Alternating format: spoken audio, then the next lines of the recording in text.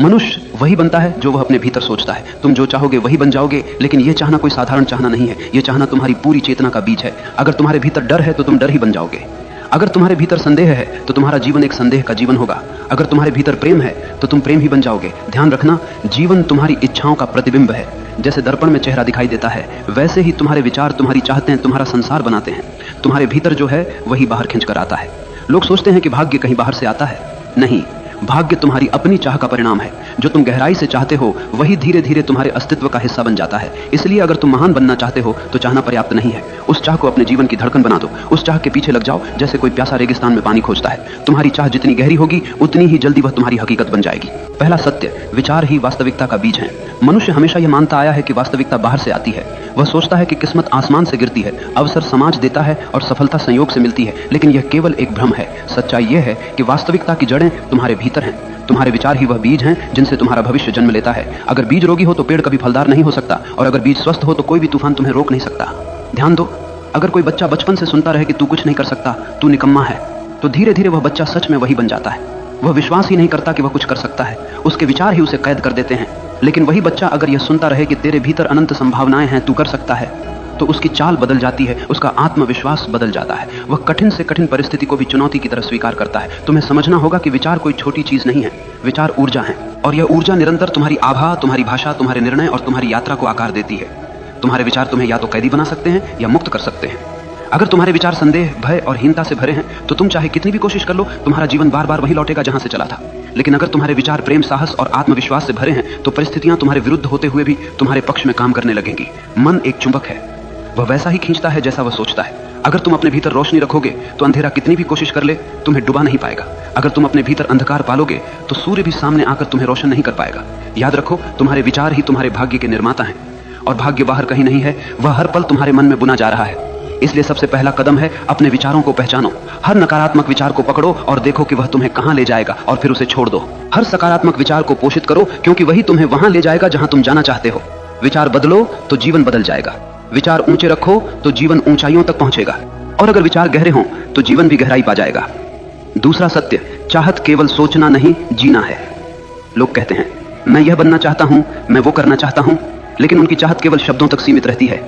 वह चाहत इतनी हल्की होती है कि पहला ही तूफान उसे उड़ा ले जाता है। ध्यान रखना, सच्ची चाहत सिर्फ सोचने का नाम नहीं है, वह जीने का नाम है। अगर तुम्हें कुछ पाना है तो तुम्हारी हर धड़कन उसी के साथ तालमेल में होनी चाहिए। जैसे कोई प्यासा रेगिस्तान में चल रहा हो, उसे केवल पानी चाहिए। वह आसपास के पेड़ नहीं देखता, वह रेत नहीं देखता, वह तारों का सौंदर्य भी नहीं देखता। उसकी आंखें सिर्फ पानी खोज रही होती हैं। यही है गहरी चाहत। लेकिन आम आदमी की चाहत कैसी होती है? वह कहता है मुझे सफलता चाहिए, लेकिन साथ ही वह आलस्य को गले लगाकर सोता है। वह कहता है मुझे ज्ञान चाहिए, लेकिन वह घंटों फालतू की क्रियाओं और गलत सोच में डूबा रहता है। वह कहता है मुझे आत्मा की शांति चाहिए, लेकिन उसकी आदतें शांति के विपरीत हैं। तो यह चाहत नहीं है, ये केवल कल्पना है। सच्ची चाहत तब होती है जब तुम्हारा पूरा अस्तित्व उसी दिशा में लग जाए। तुम्हारी सांसें, तुम्हारा रक्त, तुम्हारी आंखें, तुम्हारा सोचना, तुम्हारा चलना, सब कुछ उसी की तरफ बढ़ने लगे। तब दुनिया की कोई ताकत तुम्हें रोक नहीं सकती। गौर करना, जिन्होंने इतिहास बदला उनकी चाहतें साधारण नहीं थीं। बुद्ध ने केवल सत्य की चाहत की, और उसी चाहत ने उन्हें राजमहलों से जंगल तक पहुंचा दिया। एडिसन ने केवल रोशनी की चाहत की, और उसी चाहत ने अंधेरे में बल्ब जला दिया। गांधी ने केवल स्वतंत्रता की चाहत की, और उसी चाहत ने साम्राज्य को हिला दिया। तुम जो चाहोगे वही बन जाओगे, लेकिन वह चाह इतनी गहरी होनी चाहिए कि तुम्हारा पूरा जीवन उसका गवाह बन जाए। अगर चाह सतही है तो वह कभी पूरी नहीं होगी, लेकिन अगर चाह गहरी है तो ब्रह्मांड भी तुम्हारी मदद के लिए रास्ता बनाने लगता है। याद रखो, सतही चाहतें सपनों में मर जाती हैं, गहरी चाहतें हकीकत में जन्म लेती हैं। तीसरा सत्य, डर और संदेह तुम्हारे सपनों के सबसे बड़े दुश्मन। मनुष्य चाहता तो बहुत कुछ है, लेकिन उसके भीतर एक और आवाज लगातार गूंजती रहती है, क्या यह संभव है? अगर मैं असफल हो गया तो? अगर लोग हंस पड़े तो? अगर दुनिया ने मुझे ठुकरा दिया तो? यही डर और यही संदेह तुम्हें कभी वहां पहुंचने नहीं देंगे जहां तुम जाना चाहते हो। याद रखना, डर और संदेह वही जहर हैं जो चाहत की जड़ों को धीरे धीरे सुखा देते हैं। देखो, तुम्हारे भीतर दो आवाजें हमेशा चलती रहती हैं। एक कहती है हाँ मैं कर सकता हूं, दूसरी कहती है नहीं, यह मेरे बस की बात नहीं है। और तुम वही बन जाते हो जिसे तुम सुनते हो। अगर तुम डर की आवाज सुनोगे तो जीवन एक जेल बन जाएगा। तुम अपने सपनों के दरवाजे खोल ही नहीं पाओगे।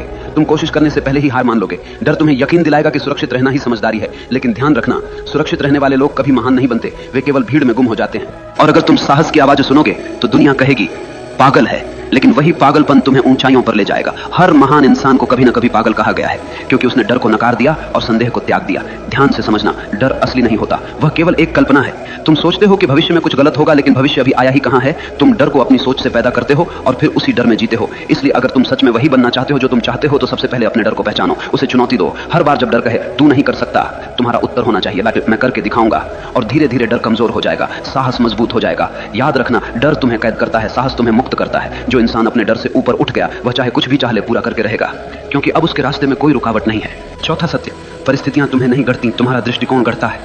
लोग हमेशा शिकायत करते रहते हैं, मेरी हालत खराब है, मेरी परिस्थितियां कठिन हैं, मेरा परिवार मेरा साथ नहीं देता, समाज मुझे रोकता है। लेकिन ध्यान से सुनो, परिस्थितियां कभी किसी को महान नहीं बनाती और न ही किसी को छोटा करती हैं। महान वही बनता है जो कठिन परिस्थितियों को सीढ़ी बना लेता है, और छोटा वही रह जाता है जो परिस्थितियों को बहाना बना लेता है। जीवन में तूफान आएंगे, कभी गरीबी का तूफान, कभी असफलता का, कभी अकेलेपन का।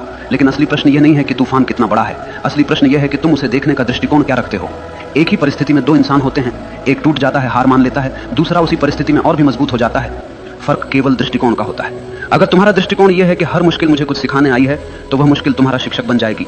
लेकिन अगर तुम्हारा दृष्टिकोण यह है कि मुश्किलें मुझे तोड़ने आई हैं, तो वह मुश्किल सच में तुम्हें तोड़ देगी। याद रखना, जीवन कभी तुम्हारे हिसाब से नहीं चलेगा, लेकिन तुम्हारे पास एक आजादी हमेशा है। कैसे प्रतिक्रिया देनी है, यह तुम पर निर्भर करता है। बुद्ध ने कहा था, दुख तुम्हारे पास आता है, लेकिन दुख को पकड़ कर रखना तुम्हारा चुनाव है। तुम्हें यह समझना होगा कि तुम्हारे सपनों को रोकने वाली सबसे बड़ी दीवार बाहर की दुनिया नहीं है, बल्कि तुम्हारे अंदर का नकारात्मक दृष्टिकोण है। अगर तुम चाहो तो हर परिस्थिति को अवसर में बदल सकते हो।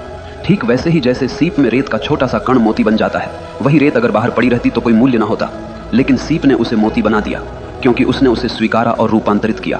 तुम्हारा जीवन भी वैसा ही है। परिस्थितियां रेत के दाने हैं, अगर तुम उन्हें सही दृष्टिकोण से पकड़ोगे तो वही मोती बन जाएंगे। इसीलिए अगर तुम जो चाहो वो बनना चाहते हो, तो सबसे पहले अपने दृष्टिकोण को बदलो। परिस्थितियां चाहे जैसी हों, तुम्हारी नजर उन्हें या तो बोझ बना सकती है या वरदान। पांचवां सत्य, अनुशासन चाहत को हकीकत में बदलने का सेतु। देखो, चाहत रखना आसान है, हर आदमी चाहता है। कोई अमीर बनना चाहता है, कोई सफल, कोई शांत, कोई महान। लेकिन चाहत अकेली कुछ नहीं कर सकती। चाहत को हकीकत तक पहुंचाने के लिए एक पुल चाहिए, और उस पुल का नाम है अनुशासन, डिसिप्लिन। बिना अनुशासन के चाहत वैसी ही है जैसे बिना ईंधन की कार खड़ी रहेगी, कहीं नहीं जाएगी। सोचो, अगर तुम यह चाहते हो कि तुम्हारा शरीर स्वस्थ हो, तो केवल सोचने से कुछ नहीं होगा।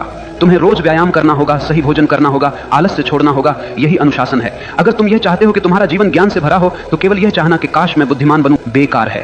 तुम्हें किताबें पढ़नी होंगी, ध्यान करना होगा, अपने भीतर प्रश्नों को गहराई से देखना होगा। यही अनुशासन है। याद रखना, चाहत बीज है और अनुशासन उसका पानी। बीज कितना भी महान क्यों न हो, अगर उसे पानी न मिले तो वह सूख जाएगा। ठीक वैसे ही तुम्हारी चाहतें बिना अनुशासन के मर जाती हैं। आज दुनिया में लाखों लोग सपने देखते हैं, लेकिन केवल वही लोग सफल होते हैं जिनके पास अनुशासन है, क्योंकि सपनों को हकीकत तक पहुंचाने का काम केवल अनुशासन ही करता है। और अनुशासन कोई कैद नहीं है, अनुशासन तो आजादी है। आजादी इस बात की कि तुम अपने ही आलस्य, अपनी ही कमजोरियों और अपने ही डर से मुक्त हो जाओ। देखो, एक नदी जब तक बह रही है वह जीवन देती है, लेकिन वही नदी अगर बिखर जाए, फैल जाए, तो केवल कीचड़ बन जाती है। अनुशासन नदी के किनारों जैसा है, जो तुम्हारी ऊर्जा को दिशा देता है, गहराई देता है और तुम्हें तुम्हारे मंजिल तक ले जाता है। इसलिए अगर तुम सच में वही बनना चाहते हो जो तुम चाहते हो, तो केवल चाहने से कुछ नहीं होगा। तुम्हें अपने जीवन में अनुशासन की आग जलानी होगी। हर दिन, हर क्षण अपने लक्ष्य के लिए समर्पित होना होगा। और जब चाहत और अनुशासन मिलते हैं तो चमत्कार होता है। तब मनुष्य वही बनता है जो वह चाहता है। मनुष्य वही बनता है जो वह गहराई से चाहता है। लेकिन याद रखना, यह जीवन कोई खेल नहीं है, यह तुम्हारी चेतना की यात्रा है। अगर तुम अपने भीतर नीच विचार रखोगे तो तुम जीवन को नरक बना लोगे, और अगर तुम अपने भीतर ऊंचे विचार, गहरी चाहत और अनुशासन रखोगे तो यही जीवन तुम्हें स्वर्ग बना देगा। सवाल यह नहीं है कि दुनिया तुम्हारे खिलाफ है या साथ में है, सवाल यह है कि तुम अपने साथ हो या नहीं। अगर तुम अपने विचारों, अपनी चाहतों और अपने अनुशासन के साथ खड़े हो तो दुनिया की कोई ताकत तुम्हें रोक नहीं सकती। याद रखना, भाग्य बाहर से नहीं आता, भाग्य तुम्हारे भीतर से जन्म लेता है। जैसे तुम सोचते हो, जैसे तुम चाहते हो, जैसे तुम जीते हो, वही तुम्हारा भविष्य बनता है। तो उठो, अपने डर को छोड़ो, अपने संदेह को जलाओ, अपनी चाहत को इतना गहरा बना लो कि वह तुम्हारी हर सांस में समा जाए, और फिर देखना, पूरा ब्रह्मांड तुम्हारे रास्ते को साफ करने लगेगा।